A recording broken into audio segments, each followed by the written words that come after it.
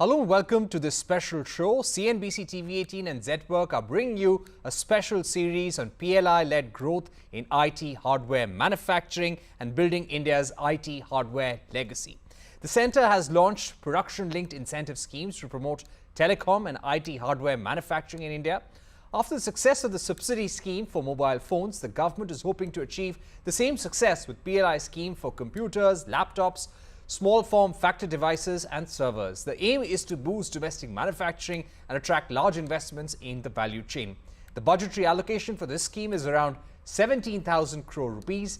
At least 42 companies have shown interest, including the likes of Dell, HP, Lenovo, Acer and Thomson. This scheme will also provide an additional incentive to companies who procure components locally. But is this enough to bridge the cost disparity when compared to procuring finished goods and components from China or Vietnam? Joining us now to talk about this scheme are Rahul Sharma, co-founder, Zetwerk; Anurag Avasthi, Vice President, India Electronics and Semiconductor Association; Sunil Vachani, co-founder and Executive Chairman of Dixon Technologies. Thank you very much, gentlemen, for joining us. Sunil Vachani, if I may begin with you, how do you see PLI 2.0 for IT hardware manufacturing contributing to the growth of your companies and new areas that you're excited about? If you look at the objectives of the PLI scheme, that when this scheme was initially thought of, what were the initial objectives? I think, to my mind, one of the key objectives of PLI was to create large scale for Indian companies, because let's appreciate that scale eventually leads to global competitiveness. So I think this was badly required. I think another idea was also to create Indian champions, right? Indian champions who can have large scale, who can invest in backward integration, and over a period of time who can be large global players. Another objective also is to create large employment across many states in India. And finally, I think also create a robust component ecosystem. And I think if we look at the schemes that have already been implemented, something like mobile phone, where it's I think already been 2.5 years since the scheme was launched. I think the scheme has checked all the boxes that I talked about. We have managed to create very large scale. I believe there is an incremental production of almost 80,000 crores that has happened after the PLI scheme. We have managed to build Indian champions who are investing heavily into creating very, very large scale and mega factories. We've also created large employment. I believe the employment generated through the mobile scheme alone is almost 500,000 people. And of course, now we're also on the way of creating a component ecosystem. So I think I would say that the scheme that has been launched already, the mobile scheme, has been a big success. And I see the same thing happening across the IT hardware also. Right. And I think the initial reaction to the scheme has been positive, with many companies having been applied, committing to, again, creating a very large scale in the IT hardware ecosystem. Rahul, if I were to get you in. Now, Zetwerk has plans to go big with consumer electronics, battery management systems, electric vehicles. How do you see the PLI scheme, the PLI 2.0, feeding your aspirations for the future? So PLI is not only helping the folks who have applied for the PLI, but it's also creating champions for folks who can be called a PLI enabler. Once the assembly part kicks in, there is the need for all the component to be manufactured in the country as well. And that's where we feel that we'll be able to collaborate with a lot of PLI holders to create the backend infrastructure so that we can push forward the whole domestication of the supply chain. And that's where we feel we have the role to play. At the same time, there are different categories. I think the first category to move would be laptops. We are also excited about servers. We are excited about IFPDs. So there are a lot of different supply chain that exist, which might be left open for people who don't have the PLI, but can collaborate with PLI holders and bring in that manufacturing. So a lot of white space. In next few months, years and quarters, we'll see how it plays out for everyone. Rahul, you've also mentioned how you're expanding your manufacturing capacity here in Noida for consumer electronics. Give us a sense of the order book that you have from PLI applicants currently, and how could this grow over the next 6 years? I think lately we have been part of the phased manufacturing program of the government. That's where we have been working on the hearable wearable space. In terms of PLI, I think is yet to be awarded the PLI 2.0, but we've seen vast amount of interest from a lot of brands and manufacturers in terms of collaboration. Of course, all of it is in paper unless it is executed over the next few months. The exact order book amount would be visible once the PLI gets awarded. Sunil Vachani, when we speak about laptops, computers, servers for that matter, very little manufacturing and very basic assembly is taking place in India right now. How do you expect this sector, India's footprint in these industries, in these devices to grow over the next 6 years? Is there a kind of industry estimate that you can give to us? Yeah, so I think if you look at the sector currently, as you mentioned, we are importing on a massive scale. I believe the imports is almost about $10 to $12 billion worth of IT hardware that is happening. And I feel that after into next few years, after the PLI scheme is launched and companies have set up their manufacturing capabilities, I see at least about 50% of this being manufactured in India. And eventually 100% of it, the first level of manufacturing happening in India. All right. So you see strong trends towards local assembly and local manufacturing over the next 6 to 10 years. Mr. Awasthi, coming to you, and I'd like to ask you about how is Semicon likely to complement the PLI led growth in IT hardware? Yes, we want to be a powerhouse when it comes to telecom manufacturing and IT hardware. How important is the semiconductor play here? Because we were extremely vulnerable, the whole world was vulnerable when semiconductor manufacturing was hit due to COVID-19. When you look at PLI from a very policy related prism, we have to understand that PLI bridges the gap between the government and the industry, so to say.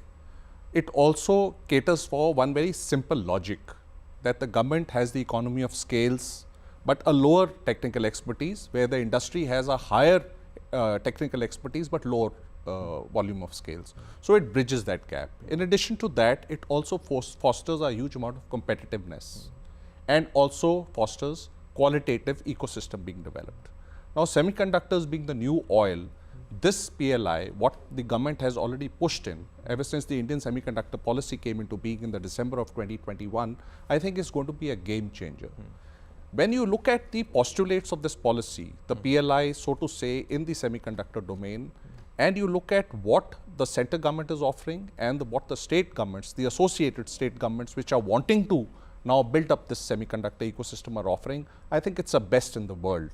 I don't think you can get better than this. With a 50% pari passu, I mean, if you go through this, it is a recipe for success. A lot of naysayers also say that, why would the government put in so much of, impetus and subsidy into the semiconductors and so on and so forth. But history has demonstrated, even if you look at Taiwan or TSMC, or you look at China, or you look at any other big country in the world, which has a very, very thriving semiconductor ecosystem today, in whichever form it has always been kick-started by the government.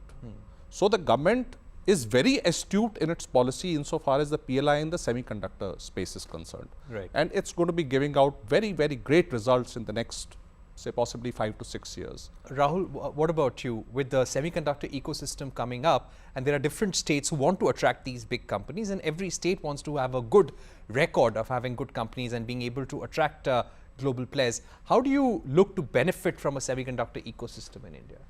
I think the aspect that we have talked about, how do we become competitive after the PLI gets over, it's one of the things. Today we are going to manufacture, probably assemble a lot of goods which are incentivized by the government. Once the PLI goes over, one that would help us is economies of scale. That will drive the cost down. Another thing would be further localization. There's limitation to how much localization you can do in electronics, because a large part of it comes from semiconductor. Now that doesn't exist in the country today. Hopefully when the PLI period gets over, which is say 3 to 4 years from now, the semiconductor wave will start coming in, and the same PLI holders who don't have the PLI anymore will benefit out of sourcing from all these companies who are based out of the country. And another government policy push where they will push probably to buy only from the local market, and that in itself will enable growth for the domestic demand and enable the manufacturers to sell outside the country as well. All right.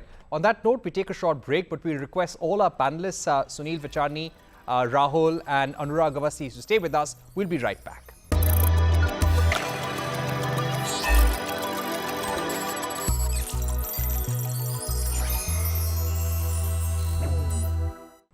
Welcome back. You are watching our special broadcast on PLI-led growth in IT hardware manufacturing and building India's IT hardware legacy. We continue to be joined by Rahul Sharma, co-founder Zetwerk, Anurag Avasthi, Vice President, India Electronics and Semiconductor Association, Sunil Vachani, co-founder and Executive Chairman, Dixon Technologies. Mr. Vachani, if we were to speak about the IT hardware industry specifically right now, what is the kind of cost disability we face when we compare ourselves to China or Vietnam? Also, what was the roadmap that governments in these countries deployed over a 20-year period, over the last 2 decades, to be where they are right now? Yeah, so I think there is no doubt that a scheme like PLI, one of the primary objectives is to ensure that the disabilities that are there in the system, the manufacturers, are compensated for that. And I think let's try and look at that. What are these disabilities? So I think if you look at the cost of manpower, definitely India has an advantage. If you look at productivity, I think India is as good, if not better, than its neighboring countries. I think a lot of people are surprised when I make that statement. But I think it's proven time and time again that given the right kind of environment to the Indian operators, we can be as productive, if not better. I think the problem comes as far as the logistics cost is concerned. And I think because of the infrastructure that we have, logistics cost is a major disadvantage. And I think another big issue is the lack of a robust and strong component ecosystem. So what it means is that we end up importing a lot of our components, which adds to the disability. I think a study was done, by one of the big 4 companies where they mentioned that the disability is somewhere around 7 to 8%, currently manufacturing in India. And I think you see the PLI is definitely taking care of that. And the fact that the exports in our sector have been growing by almost 55 to 60% every year proves the fact that the PLI is working and the PLI is taking care of the disabilities that are there in the system. So if you remember the figures correctly, our exports in the ICT sector, which includes information, communication, technology, and electronics, were almost about $25 billion. And I think we will be the number 5 in terms of the ranking list of the top exports in the country. So I think there's no doubt that the PLI scheme is definitely helping in that. But for something like an IT hardware PLI, what I see happening is that the first level of manufacturing is going to be happening for primarily catering to the domestic market. Let's appreciate that this product is an item which attracts 0 customs duty, right? It is under the IT1. So we've been used to very, very large imports, a scale of imports happening into the country. So the first opportunity is going to be to address the domestic market, which is also going to be very large, as I mentioned, at almost $11 billion. Rahul, if I were to ask you, yes, that component supply chain for the IT hardware industry is in a nascent stage in India. What are the opportunities that you see? What are the components that you're making currently? And which are the areas that you'd like to get into over the next 6 years? I think we're looking at manufacturing batteries. This is something which almost goes into all kind of electronic components. At the same time, camera modules is another something which we have been looking at both for the CCTV cameras as well as the cameras that go into mobiles. These are 2 particular areas where we have been really excited. Other than that, we have been really good at industrial manufacturing. So how do we go into aluminum extrusion, die casting, and the stuff which actually goes on the exterior part, where India has not been really best in terms of quality. That's something which we have been investing heavily upon and hope to benefit out of the PLI scheme. Are you also having to invest and put a lot of mind into complying with the PLI requirements? While you might not be a beneficiary directly, but in order to cater to your clients, are you trying to tailor your processes, your design, your industry, your processes around the PLI scheme? Of course, all of these facilities, all of this investment go hand in hand with the customer and the PLI holders. How do we work with them to create a cohesive ecosystem, right? Even the position of the factory is dependent upon where the actual assembly would happen, so as to reduce the logistic cost, so as to reduce the kind of back and forth that is required between 2 widely spread across manufacturing facilities. So all of this happened hand in hand. At the same time, it has to be world class. You need to match up to the standards of the globe. The consumer will not accept an inferior product because it's manufactured in the country. So we ensure that we are delivering the same quality that the consumer accept, at the same time deliver the cost at which he will buy it. Right. Mr. Avasthi, coming to you, when it comes to green processes, sustainability, this has to be at the core of new manufacturing facilities coming up. How important are these terms to both semiconductor manufacturing and IT hardware manufacturing in the country? When you look at the sustainability aspects in this, I think most of them are now getting dovetailed into the policy. See, we in India have a very distinct advantage. When you look at a large amount of these facilities which have been made all over the world, including fabrication facilities for semiconductors all over the world, they're all late 90s, early 2000 vintage. That is the time you would agree there was nothing like, the SDGs or green processes or sustainability. I mean, these were words, but they were esoteric for people to understand as to what they were and what they meant. But now, having said that, when you look at the semiconductors, so to say, and when you look at the fabrication facilities, they impose a large carbon footprint, So how do you get rid of them? India is a world leader in renewable energy, the solar power, which is coming up in such a great manner. So insofar as the electricity is concerned, you can look at it that way. Water, we'll have to look at ways to recycle water. We'll have to look at greener processes inside the processes. Lesser, reliance over the gases and chemicals and minerals which are being used. Newer materials which can be, we can use to make these processes a little more, less cumbersome and less, pliable to more environmental norms, so on and so forth. So if you look at it that way, I think we are on a great start. So since we are building things from bottoms up and we are dovetailing all these things into our processes, we stand to a huge advantage. Okay, my final round of questions. We'll take quick closing comments from all our panelists. Sunil Vichani, starting from you, what would be one or two key expectations that you have from the government? A lot has already been done, but in terms of a long-term roadmap for the industry to continue investing, is there any kind of clarity or enabling policies that the IT hardware industry in India needs? So I think one of the key challenges, according to me, has to be creation of a vibrant component ecosystem. And I think if we look at the PLI that came in, immediately after the mobile phone manufacturing PLI, that was for encouraging investments in the component ecosystem. To my mind, that really wasn't as successful as the industry and the government expected it to be. And I think one of the primary reasons was that, again, like IT hardware, electronic components, most of the electronic components also fall under IT1, wherein we have zero customs duty. And this has not been now, this has been there for the last maybe, I think, 20 years, right, when the IT1 agreement was signed. And I think at that stage, the industry really wasn't mature enough, to fight imports. And as a result, if you see, there is hardly any component ecosystem. So I think one would expect, a new PLI coming in for encouraging investments in the, component sector and a much bigger ratio of investment to incentive. So if you look at the last PLI scheme, these few schemes that have come in for the component ecosystem, the investment to incentive ratio is very low. It's hardly 1:0.9. If you compare it with, let's say, the IT hardware, the mobile, where it's almost 1:7.5. So I think we'll need a much bigger scheme with a much bigger outlay and much more attractive terms, so that we can really get our MSMEs to invest in the sector. Because let's appreciate that the backbone of any component ecosystem, even in our neighboring countries, is their MSMEs. So I think that's very important to look at when we look at the next scheme. Right. Rahul, coming to you, would that be your aspiration as well? Have a PLI scheme specifically designed for the IT hardware component space? One is that, and of course another is the incentivization to the startups.